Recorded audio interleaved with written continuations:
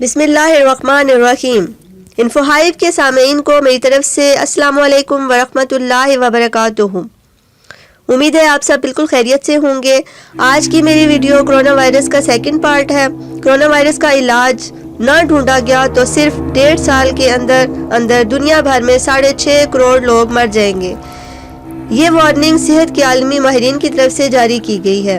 یہ وائرس اب تک تھائی لینڈ، جاپان، شمالی کوریا، تائیوان، سنگاپور، سعودی عرب اور امریکہ میں پایا گیا ہے۔ امریکہ میں ایک شخص متاثرہ نکلا ہے اس وائرس سے جس نے حال میں چین کا سفر کیا تھا۔ وائرس کو پھیلنے سے نہیں روکا جا سکتا، یا تو مکمل خاتمہ کیا جا سکتا ہے یا پھر ویکسینیشن کی جاتی ہے۔ مسئلہ یہ ہے کہ کرونا وائرس کا ابھی تک دنیا بھر کے میڈیکل سائنسدانوں کو پتہ ہی نہیں چل رہا کہ یہ ہے کیا، یہ آیا کہاں سے اور اسے ختم کیسے کرنا ہے۔ وائرس کے متعلق اب تک صرف شک ہے کہ یہ چین کے صوبہ ووہان کے جانوروں والی مارکیٹ سے آیا ہے، لیکن ابھی تک مستقل کچھ نہیں ہے۔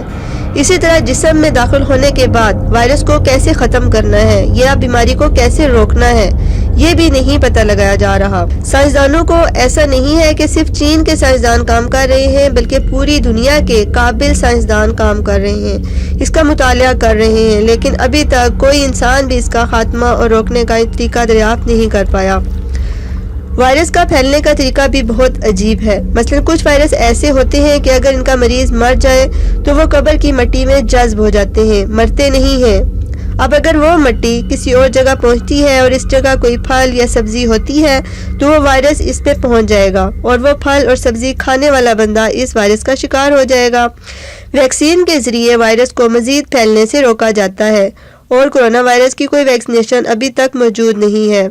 پاکستان کے کچھ طلبہ ہیں جو ابھی بھی چین میں موجود ہیں، ان میں 3 کو کرونا وائرس لگ چکا ہے۔ پاکستان میں کرونا وائرس جانچنے کا کوئی طریقہ نہیں ہے، یہی وجہ ہے کہ سردست ان میں سے کسی کو بھی پاکستان میں نہیں لایا جا سکتا، کیونکہ اگر اللہ نہ کرے اگر وائرس پاکستان آ جاتا ہے تو یہاں صورتحال چین سے بھی ابتر ہو جائے گی۔ کرونا وائرس کی علامات: سانس کے مسائل، شدید بخار، کھانسی، نزلہ، وائرل فلو، نزلہ زکام، سر درد، گلا خراب۔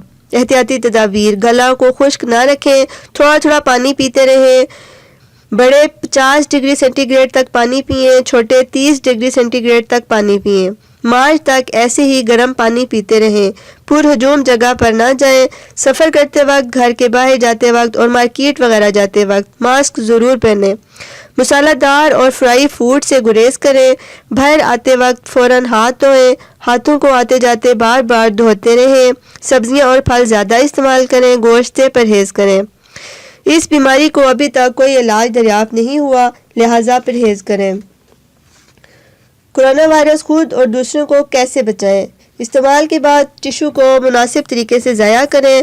کھانسی یا چھینک آنے پر منہ، ناک ٹشو یا آستین کے کپڑے سے ڈھانپیں، ہاتھوں سے نہیں۔ بخار، کھانسی اور سانس لینے میں دشواری کی صورت میں احتیاط کریں۔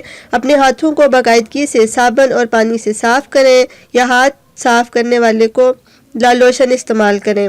اگر آپ کو نزلہ زکام ہے تو اپنے آفس کے اسکول یا بھیڑ میں جانے کی بجائے گھر پر رہیں۔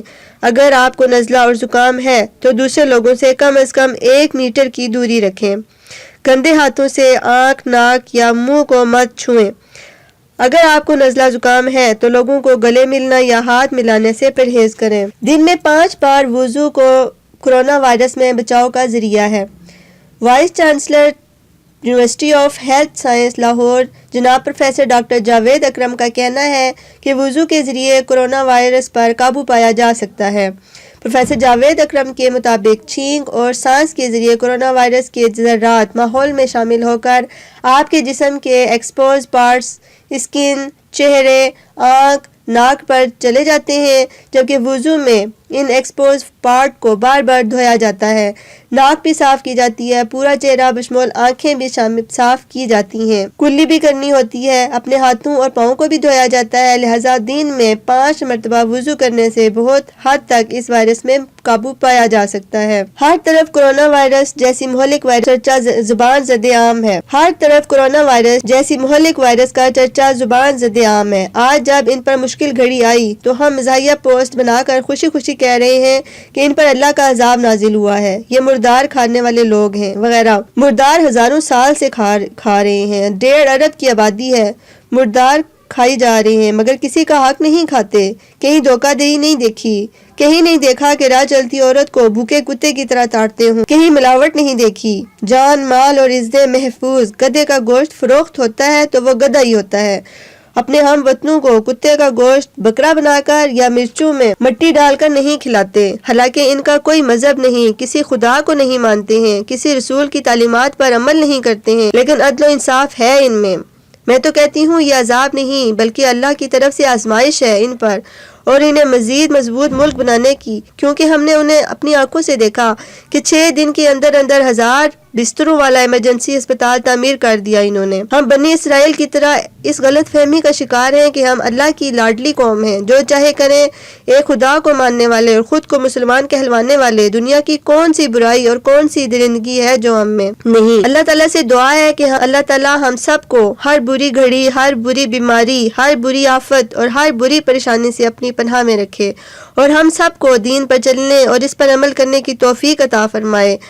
آپ جب بھی نماز ادا کرنے کے لیے مسجد جائیں یا نماز پڑھیں تو دعا کریں کہ اللہ پاکستان کو اس بری آفت، بری تمام آفتوں سے محفوظ رکھے، اور جو انسان اس کا شکار ہو چکے ہیں اللہ پاک ان کے لیے بھی نجات کا سبب پیدا کر دے، آمین ثم آمین۔ اس کے ساتھ ہی میں اپنی ویڈیو کا اختتام کرتی ہوں، جلد ہی اگلی ویڈیو کے ساتھ حاضر ہوں گی۔ اپنا اور اپنے چاہنے والوں کا بہت سا خیال رکھیں، خوش رہیں اور خوشیاں بانٹیں۔ Thanks for watching. اللہ حافظ۔